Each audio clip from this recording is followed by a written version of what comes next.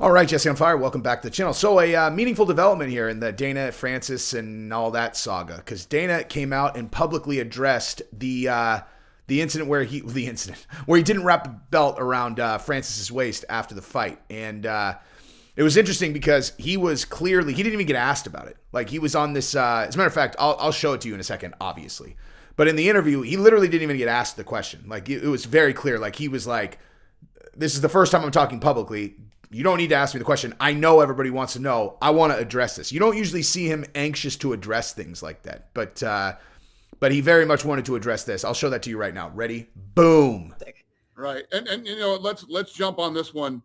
If nobody asked it, I know they're dying to ask it. Is that I wasn't out there for the main event. I actually walked out of the arena right after the co-main event because there was stuff going on backstage that I was dealing with, but. For anybody to think that I was showing any type of disrespect toward Francis, I saw Francis all week, you idiots. I shook his hand. I said hi to him. I was out there for the stare downs, the whole thing. So for anybody to think that there was some type of disrespect shown toward Francis, I wasn't out there for Michael Bisping Rockhold's fight either because I was dealing with some stuff. And I sprinted from the back. I didn't even have my jacket on. I was still in my only have my shirt on to go out there and put the belt on Bisping, but I couldn't make it out there to put the belt on Francis. There's only been one time that I've walked out on a fight and made it very clear. Showed up to the press conference and said, "This is exactly why I left." It was in Abu Dhabi with Anderson Silva. I think it was the Damian Maia fight. No, it was somebody. Anyway, who gives a shit? It doesn't matter. But yeah, so there's the answer. I don't know if anybody asked that, but somebody wanted to. Okay, so what do I think about that? So he explained why he wasn't out there as he had to run backstage to do something. He said that that's happened before. Let me just tell you this, plain and simple, okay? I am in no position to call Dana a liar, I'm in no position to call Dana a liar, nor would I, even if I thought he was lying. It's one of those things where a good lesson to learn if you are looking to excel in life is recognize who the fucking man is and don't get on the other side of them. Like really do your best. Don't get on the other side of the guy who's the fucking man. And when it comes to, unless you absolutely have to, unless you executing your job requires you to make an enemy of the guy who's the fucking man, don't do it. And in my case, there is nothing that is upside about making an enemy out of Dana. So even if I think, or even if I thought that there was something else going on, I would never say it on my channel, that's for goddamn sure. But I'm also not in a position to say otherwise anyway. Okay, I will say this. He didn't address why he wasn't in the press conference. Okay, because he didn't just not wrap the belt. Unless I misunderstood what he said there. He said something was going on backstage. He tried to get back out in time. He wasn't able to get back out in time, so he wasn't able to wrap the belt around his waist. Okay. The problem with that story, though, is he also skipped the press conference. So, again, I'm not saying he's lying. I'm just saying, like, it wasn't just that you didn't wrap the belt around his waist. You also didn't go to the press conference. Let's be honest, dude. Okay. If I'm Dana, I talked about this. If I'm Dana and I'm in this situation, I'm pissed, dude. Like, I'm legitimately angry. And not angry because, not angry because I feel like, I'm trying to sledgehammer the world. And this is finally the one guy I couldn't sledgehammer, which is very easily the way that you would see it on the other side. But you got to understand, man, like, let me just get philosophical on you guys. The world does not appear the same way to any two people. Okay. And that's why anytime when you get, like, if you play facilitator, which I have done 1,000 times, for whatever reason, people come to me with their issues and I'm able to kind of calm everybody down and go, listen, okay, this is why he sees it this way. And then people go, oh shit, I never thought about it like that. It's just like, it's just something I can do.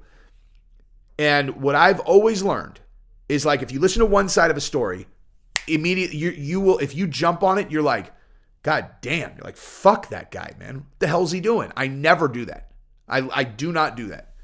I'll always try to really like be like, okay, so how could they have potentially seen it? It infuriates my wife because she's certain topics, very emotional about things. I'll be like, Gabrielle, you have no idea what they were saying over there.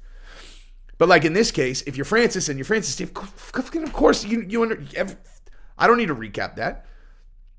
They look at what fighters get paid. They look at what boxers get paid. They look at, Francis getting, an interim belt when he was ready to fight and all this. I mean, it's like, this is an easy story on the other side to go, these guys were acting in bad faith. Okay. It's also easy for me to understand how Dana sees it, where he's like, hey, how many people would know who Francis Ngannou is if it wasn't for the blood, sweat, and tears that I poured into this fucking company? I offered you millions of dollars. You turned it down. And now you represent a threat to my business. Like that's what you now have become. I don't want to wrap the belt around your fucking waist, and I'm not in a good mood. I don't feel like going in front of the fucking cameras right now. I'm just saying, if that's what was going on, I get it. I totally get it. I might say something that I can't take back. So I'm going to go cool off. I'm going to go fucking let some steam off. And then in a few days, I'll go in and I'll tell him whatever. But again, maybe fucking what he's saying is completely true. He just didn't address why he didn't come to the press conference is all, But again, not really my fucking job to call anyone a liar or to even to I don't know, to stick my face in this thing.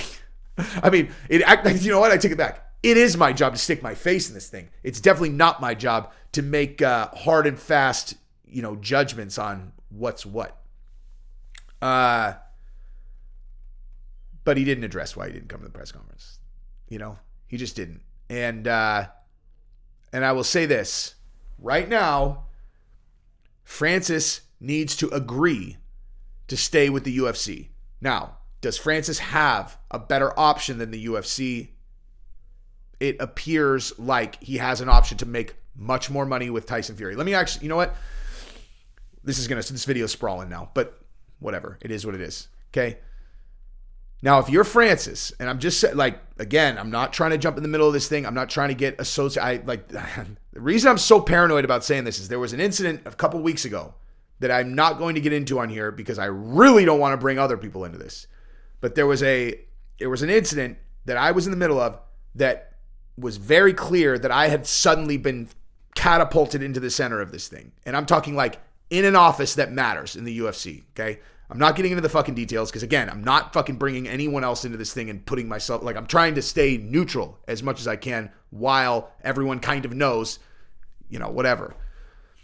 But, I was very uncomfortable as soon as I was put in the middle of this, where I was like, holy shit, they think that, I have something, and so that's why I'm paranoid. But let me just say this.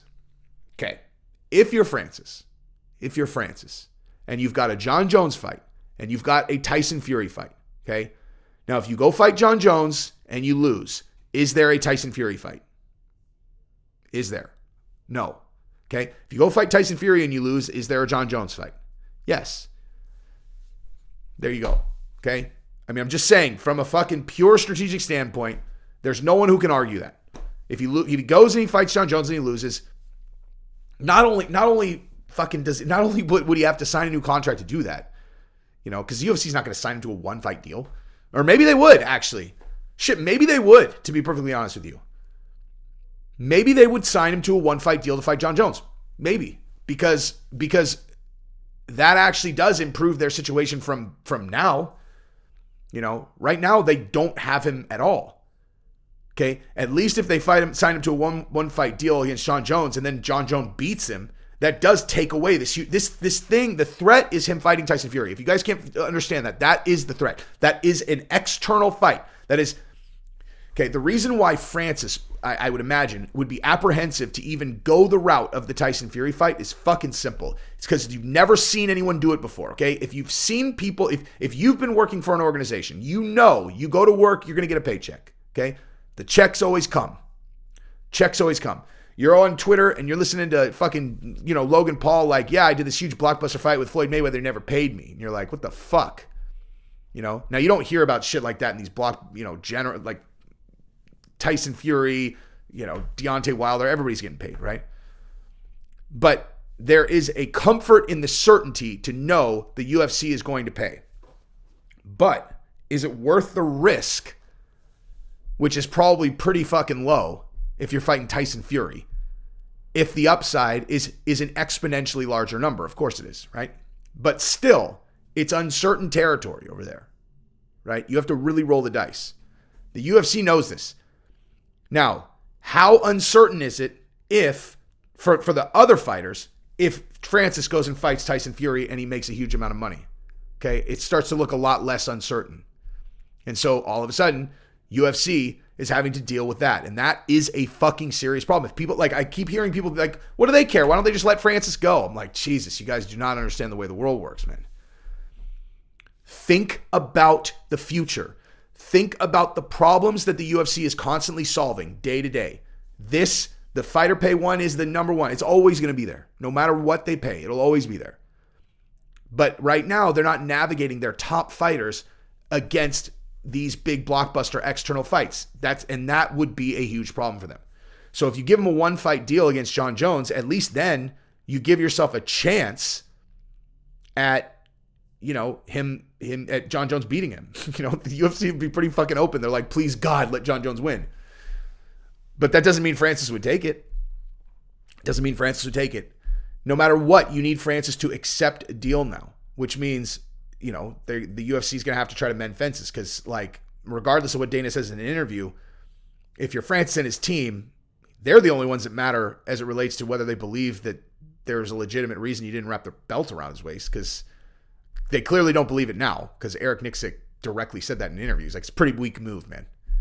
And I could promise you the management doesn't believe that. And those are Francis's circle. So, I don't know. But anyway, interesting situation continuing to unfold. I love you guys. Peace.